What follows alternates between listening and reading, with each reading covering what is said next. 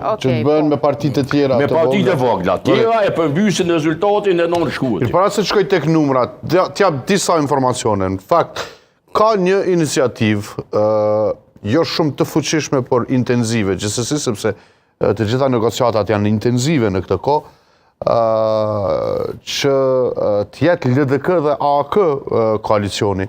Në fakt, është një prej opcioneve më të dialoguara në një distancë kohore prej 2 javësh së fundit, do ta diskutojmë pas, do ta jap informacionin.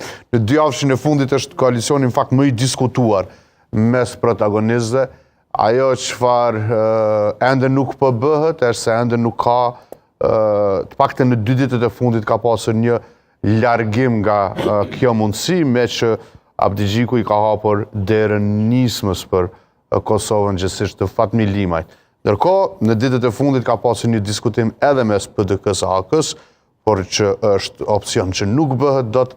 Ndërkohë ka një diskutim mes PDK-s dhe nismës, i cili në ditët e fundit është vështirësuar gjithashtu dhe duket që nisma do të shkonte drejt LDK-s. Por a do të mund të ndodhë deri në fund që nisma të shkojë tek PDK e AK dhe LDK të bëhen bashkë në një koalicion, që në fakt ka qenë ideja fillestare, kjo do të mund të shihet deri të shtunën.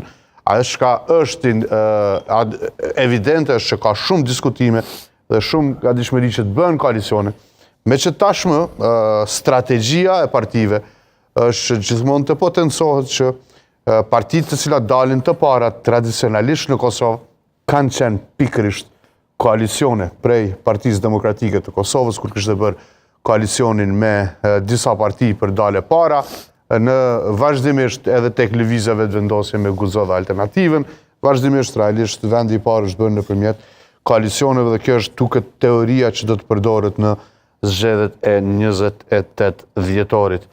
Shqipe the që koalicioni më i natyrshëm është LDK-AK, apo? Mendoj se po, sepse është koalicioni